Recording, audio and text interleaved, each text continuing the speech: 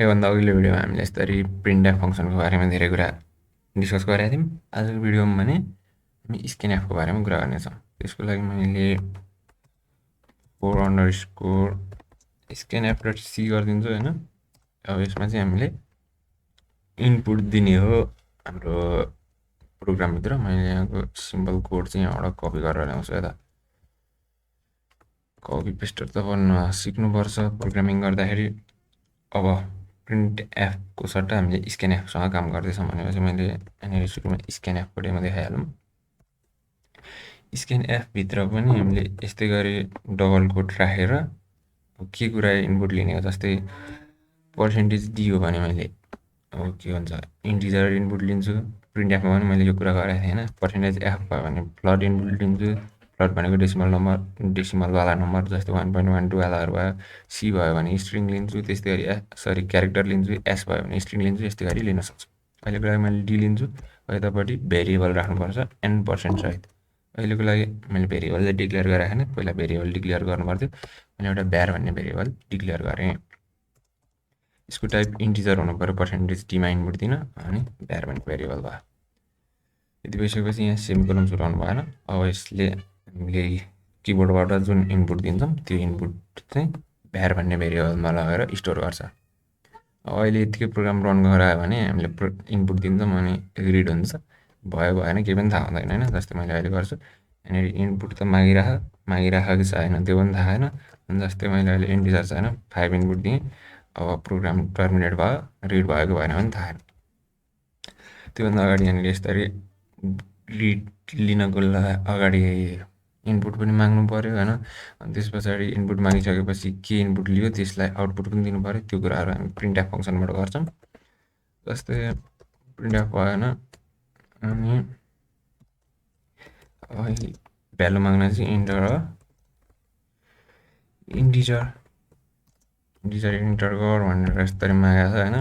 अब यति भइसकेपछि मैले अहिले रन गराएँ भने चाहिँ यहाँनिर इन्टर इन्टिजर भन्ने आउँछ। अनि त्यस पछाडि युजरले इन्टिजर दिनुपर्ने रहेछ भन्ने थाहा पाउने भयो होइन। अनि त्यस्तै गरी अब इनपुट त दिइसक्यो होइन। त्यस पछाडि पनि यहाँ हामीले अपरेसनहरू गर्न सक्छौँ होइन। यो युजरको इनपुट अनुसार अपरेसन हुन्छ। यो डबल कोड लगाएको चाहिँ मैले कमेन्ट लगाएको होइन। यो भित्र चाहिँ जे पाए त्यही कुराहरू लेख्न सक्छु। जस्तै सिन्ट्याक्सहरू मिलाएर लेखेन भने त प्रोग्राममा इरर आउँछ नि त। अनि मैले यस्तै रफ नोटहरू दिनु पऱ्यो भने यो बिचमा यसरी कमेन्ट लाएर राख्ने हो। त्यसले चाहिँ हाम्रो प्रोग्राममा इरर दिँदैन अनि यहाँभित्र लेखेको कुराहरू रन पनि हुँदैन। जस्तै मैले यसको अगाडि यस्तै गरी डबल कोट लगाइदिएँ भने अब यो स्क्यानएफै रन हुन्न क्या। त्यही हो। कुनै बेला कोड डिलिट गर्न पनि नसकिने, जस्तै पछि चाहिने हुनसक्छ। अनि अहिलेको लागि चाहिँ एकछिन हटाउनु पर्ने छ भने यो कमेन्टको युज गर्न सकिन्छ। खास कमेन्ट भनेको चाहिँ यहाँ के भइरहेछ यसो डिस्क्रिप्सनहरू लेख्नको लागि गर्ने हो। त्यो काम चाहिँ पछि ठुलो प्रोजेक्टहरू गर्दाखेरि मात्रै युजफुल हुन्छ। अहिलेको लागि खासै हुँदैन। अनि त्यस्तै गरी अब युजरले इनपुट दिइसक्छ, यहाँ अपरेसन हुन्छ। अहिले हामी केही पनि अपरेसन गर्दैनौँ होइन। अनि त्यस्तै गरी प्रिन्ट एफ युजरले जे इनपुट दिएको थियो त्यही चाहिँ यु इन्टर भनेर राखिदिन्छु है त। यु इन्टर पर्सेन्टेज डेसिमलै इनपुट ल्यायो भनेपछि डेसिमलै दिने भयो होइन। यहाँ चाहिँ जस्ट पछाडि भेरिएबलको नाम मात्रै राख्नुपर्छ। यता स्क्यानएफमा चाहिँ लिनु अगाडि n% राख्नुपर्छ, तर प्रिन्ट एफ गर्दाखेरि चाहिँ त्यो राख्नु पर्दैन है त। मैले सेमिकोलन दिनु परिहाल्यो। यति गरिसकेपछि अब मैले प्रोग्राम रन गराउँछु। अब इन्टर इन्टिजर भनेपछि मैले कुनै एउटा इन्टिजर दिनुपर्ने भयो। जस्तै अहिलेको लागि मैले 100 दिएँ भने अनि यसले भन्छ यु इन्टर 100।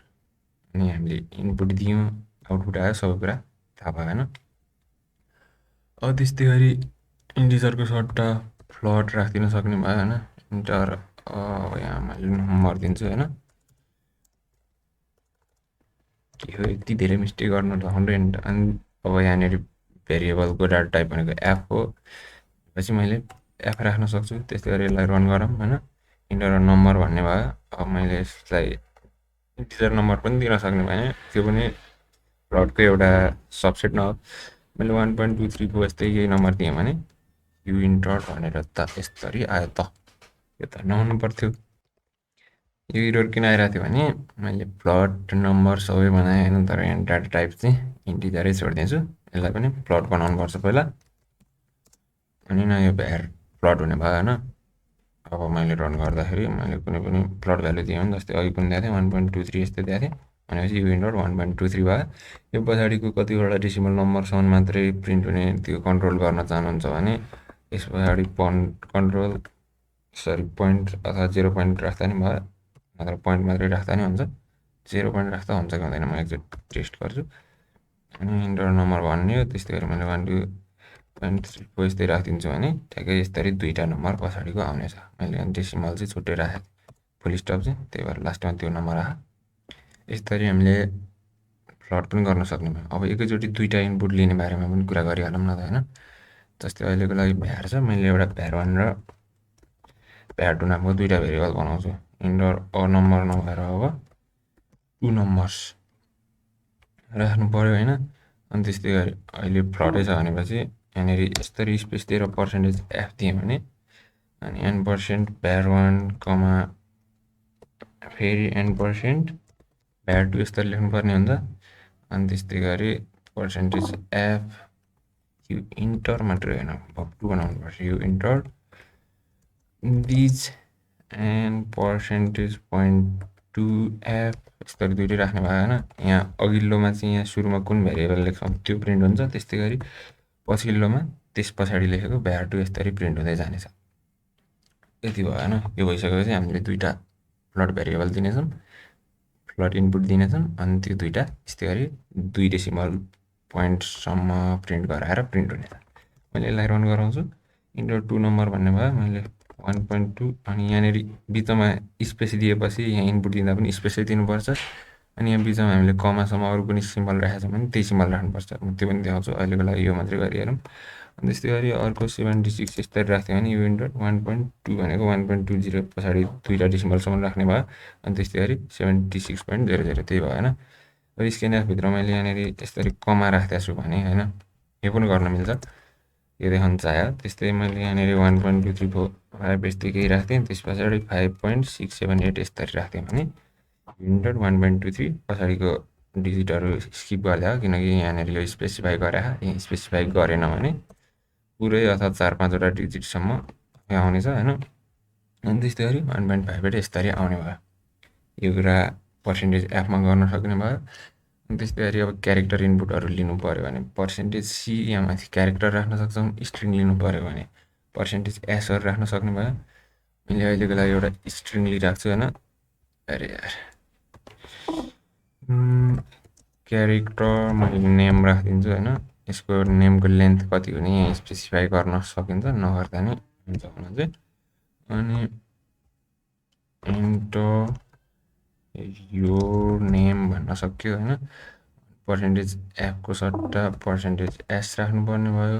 अनि त्यस्तै गरी यहाँ पछाडि चाहिँ n% भेरिएबल नभएर n% नेम राख्नुपर्छ। अनि प्रिन्ट एफ तल प्रिन्ट गर्ने ठाउँमा चाहिँ के राख्न सक्छौँ, हाई पर्सेन्टेज एस भन्न सकियो। त्यो पछाडि मैले यसरी नेम दिन सक्ने भएँ होइन। मैले यसलाई रन गराउँछु। अब यति भइसकेपछि यहाँ केही रहेछ, साइज चाहिँ पहिले डिफाइन गर्नुपर्छ अरे। मैले 10वटा क्यारेक्टरसम्मको नेम मात्रै लिन चाहेँ भने अब मैले यसलाई रन गराउँछु। इन्टर नेम भन्ने भयो होइन। त्यस पछाडि मैले सुभाष लेखेँ भने यसले हाई सुभाष भन्ने भयो होइन। अब यहाँ मैले 10 नम्बरभन्दा लामोको क्यारेक्टर दिएँ भने पनि केही एरर आउनेछ, त्यो पनि हेरिहालौँ।